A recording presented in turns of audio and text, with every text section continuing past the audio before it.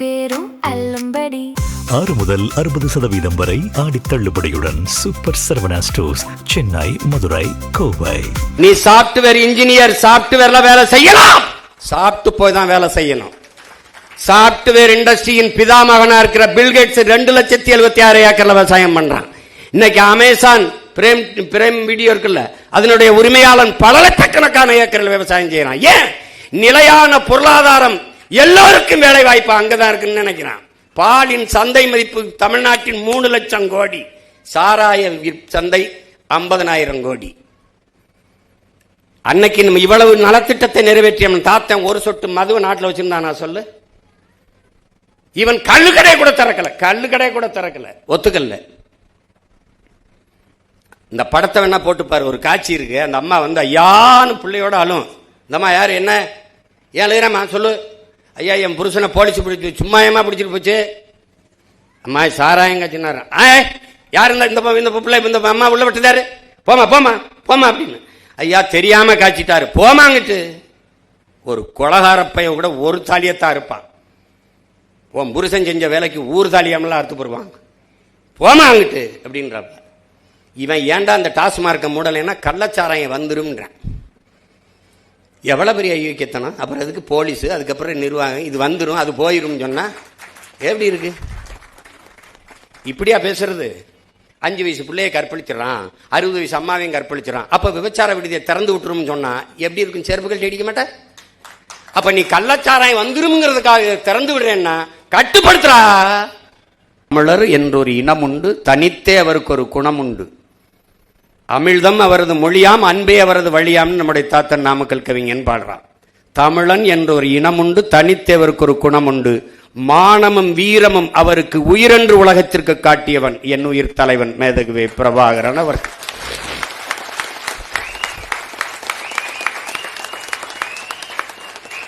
எத்தனையோ நமது முன்னவர்கள் வந்தார்கள், வாளும் வேலுமேந்தி போரிட்டார்கள்.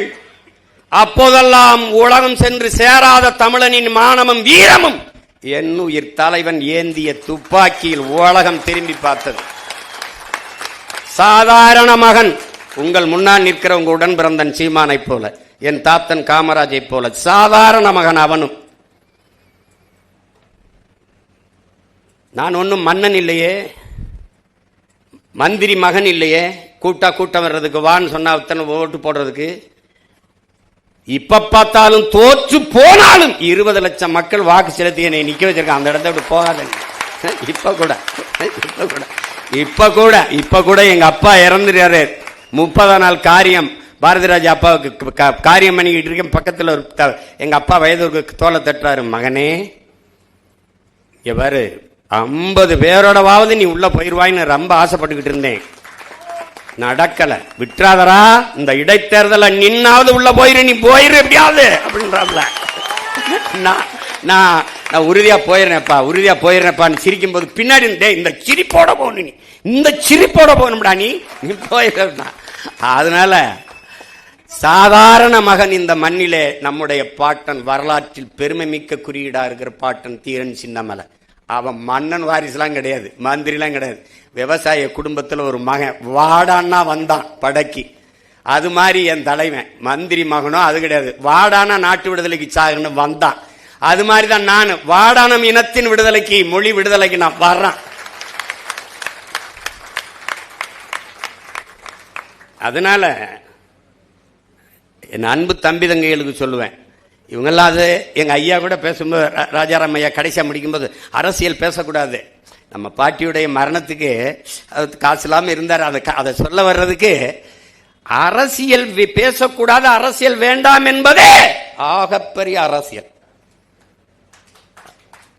அதை கவனிச்சுக்கணும் நீங்க. அதை பேசாதனாலதான் இவ்வளவு பெரிய வீழ்ச்சியை நம்ம சந்திச்சிருக்கோம். அதை கவனமா இருக்கணும். அரசியல் நம் இதய துடிப்பு போல இருக்கணும், ஒவ்வொரு பிள்ளைக்கும் இருக்கணும்.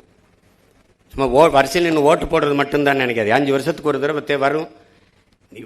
நல்ல கல்லூரி தேடி படிக்கணும், நல்ல ஆசிரியர்கிட்ட படிக்கணும், நல்ல பொண்ணு பார்த்து கட்டணும், நல்ல மாப்பிள்ளை பார்த்து பொண்ணை கொடுக்கணும், எல்லாம் கொடுக்கணும். நாட்டை ஆளுகிற தலைவனுக்கு வேணும். அவர் குடிப்பாரா, அவர் நல்லவரா, அதெல்லாம் இல்லை. பொண்ணை கொடுக்கறதுக்கு அவ்வளவு யோசிக்கிற, மண்ணை கொடுக்கறதுக்கு யோசிக்கிறதே இல்லை, டாக்குன்னு கொடுத்துருவேன். அதனால எவ்வளவு பிரச்சனைகள் வரும். நீ பாரு, இன்னொரு 4 வருஷம் கழிச்சு என்னை தேடி வருவே. அவர் ஒவ்வொருத்தரா கூப்பிடுவார், ஏப்பா அதனால கொண்டு வா பாப்பிட்டு. உனக்கு குடிக்க தண்ணி வச்சிருக்கிய, போத்தல்ல குடிக்கிற, இது யாரோடது? இது குடிக்கிற தரத்தில் இருக்குன்னு மருத்துவ சான்றிதழ் தந்தவன். சரி, நான் குடிச்சிட்டேன். இங்கே சுற்றி இருக்கிற காக்கை, குருவி, கொக்கு, மைனாலாம் என்ன பண்ணும்? ஏதாவது யோசிச்சிருக்கியா? இதே பெருந்துறையில் 26-28 கிலோமீட்டருக்கு நிலத்தடி நீரை எடுத்து குடிக்காதே, யுரேனியம் கலந்துருச்சு, குடிக்கிற திறனில் இல்லை, தண்ணி நஞ்சாயிருச்சுங்கிறான். இந்த சிப்காடை வளர்ச்சின்னு சொன்னவன் அவன் மட்டும் சிக்கனான்னு வச்சுக்கோங்க, அதுக்குள்ளே வச்சு கொளுத்தி விட்டுருவேன். இப்போ என்னடா டே, நான் ஒரு கேள்வியை, ஒரே ஒரு கேள்வியை உங்ககிட்ட சொல்கிறேன், உங்ககிட்ட கேட்குறேன், உங்கள் அண்ணன் கேட்குறேன். தொழிற்சாலை வளர்ச்சி, தொழிற்சாலை வளர்ச்சி என்று சொன்னீர்கள், சிப்காடு வளர்ச்சி, அது வளர்ச்சி, இது வளர்ச்சி என்றீர்கள். சரி, எல்லாம் வளர்ச்சி என்றால், இந்த சிப்காடு வளர்ச்சி என்றால், அப்புறம் எதுக்கு எங்க ஆத்தாவுக்கு 2500 கொடுக்கிற? வேலை வாய்ப்பு வரும், எல்லோருக்கும் வேலை வாய்ப்பு வரும் என்றால், வேலை இல்லாத இளைஞனுக்கு எதற்காக 4000 கொடுக்கிற? என்ன வளர்ச்சி இது? அப்ப வளரல. நீங்க வந்து இப்ப உங்ககிட்ட கேட்கிறேன், ஜல் ஜீவன் ஒரு திட்டம் வருது, மத்திய அரசு தண்ணி கொடுக்குது. தண்ணியை டெல்லியில இருந்து கொண்டு வருமா, இங்க இருந்து கொண்டு வரும்? இங்க இருந்தானே எடுத்து கொடுக்கும். ஏன் மண்ணில் இருந்து என் மக்களுக்கு தண்ணி எடுத்து கொடுக்கறதுக்கு நீ எதுக்கு வராங்க? எதுக்கு வர? இந்த சூயஸ்ங்கிறவன் யாரு?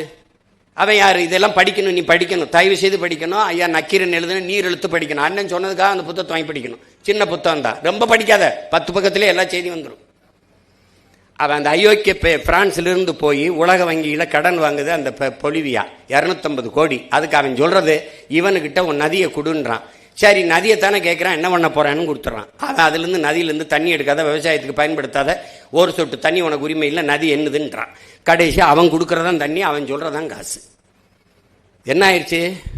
பல ஆண்டுகள் ஸ்டெர்லைட்டுக்கு எதிராக அப்படி போராடணுமா, அப்படி போராடி ஒரு வங்கி பணியாளன் வேலையை விட்டுட்டு போய் போராடி துப்பாக்கி சொல்ல செத்து நாட்டில் பெரிய புரட்சி வெடிச்சு விரட்டி விட்டாங்க.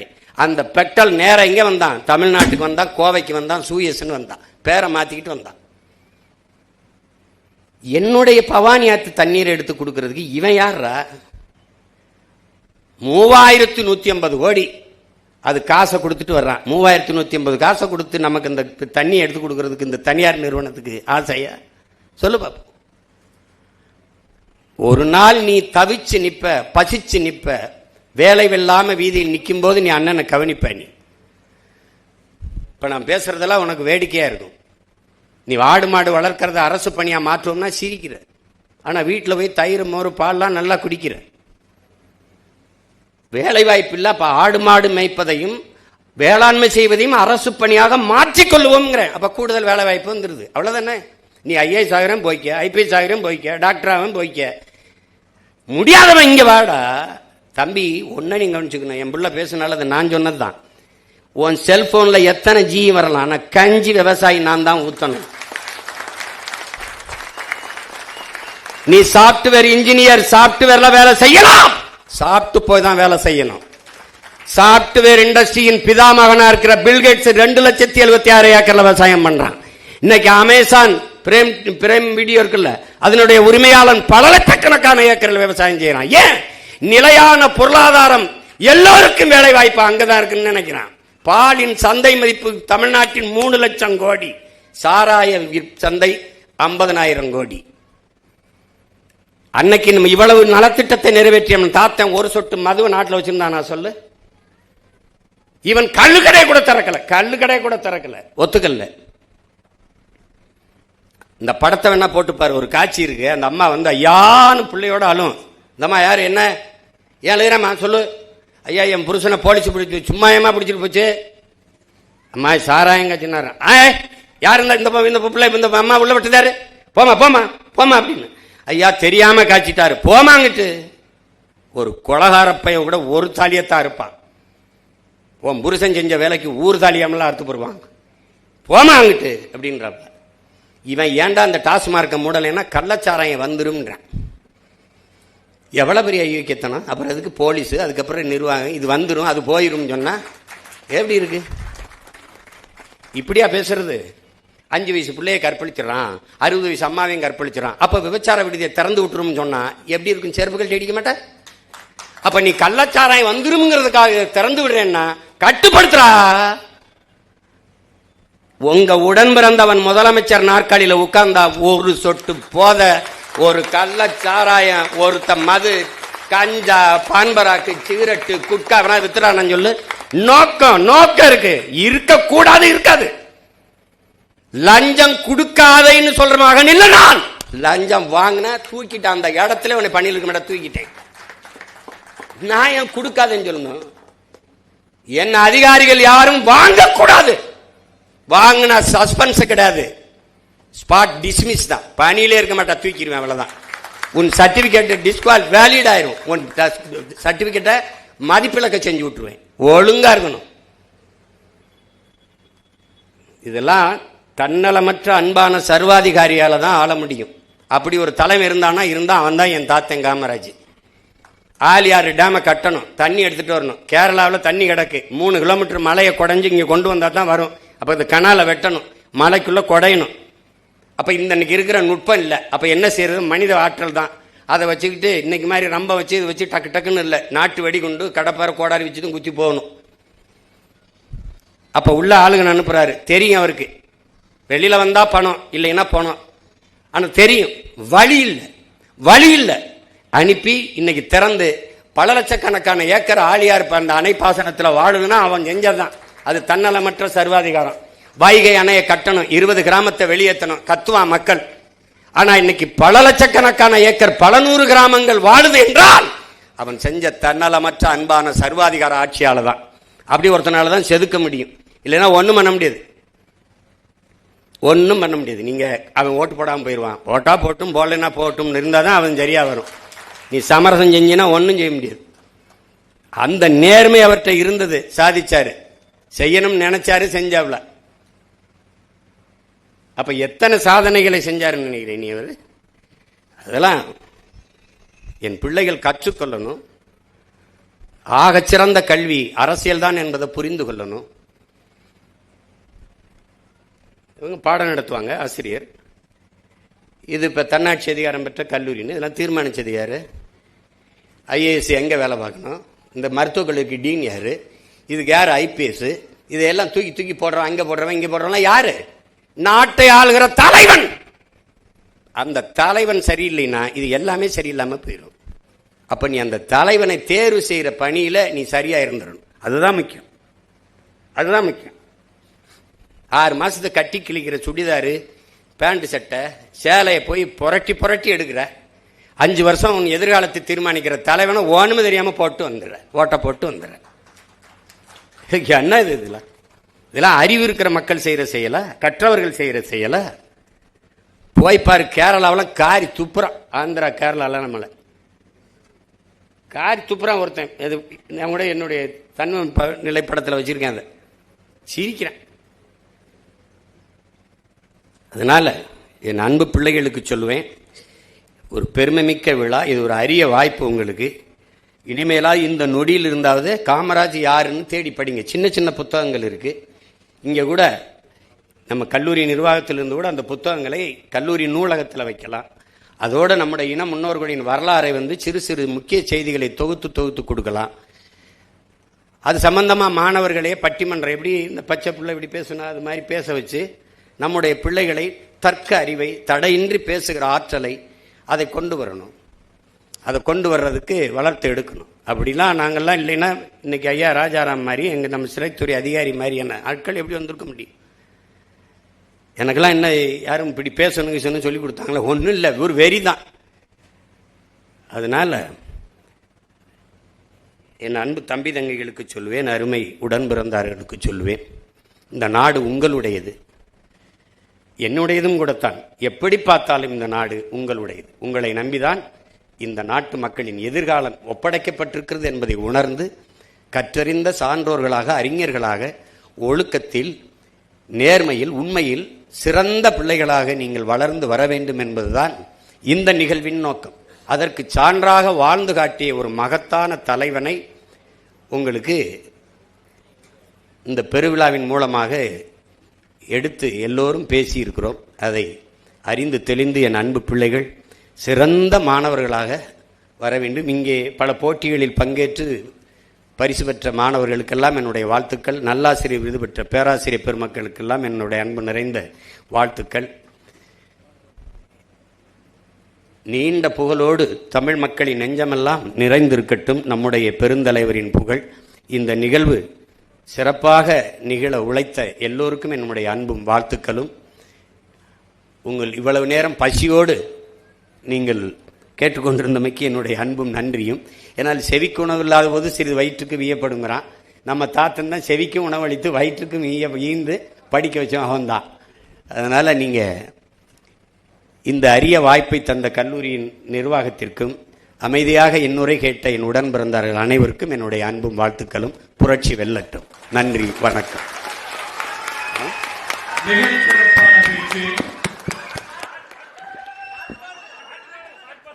உங்களுடைய பாடலுக்கு, அதாவது திரைப்படத்தில் வந்த பாடலை எல்லோரும் மறந்திருக்கும்.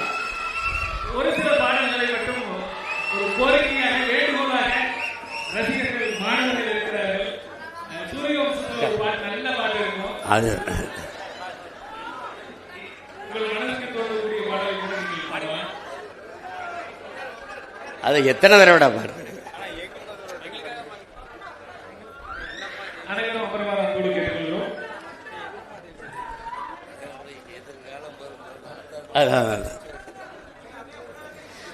மனசெல்லாம் பந்தலிட்டு மல்லிக்கொடியா விட்ட உசுருக்குள் கோயில் கட்டி ஒன்ன கொழு வச்சு கொண்டாடினே. மழை பெஞ்சா தானே மண் வாசம், ஒன்னு நினைச்சாலே பூவாசந்தான். மலை மேல் விளக்காய் ஏற்றி வைப்பேன், உன்னை படம் போல் மனசில் ஏற்றி வைப்பேன். இவ்வளவு நேரம் நான் பேசுறது எதுவும் உங்க மனசுல நிக்கல.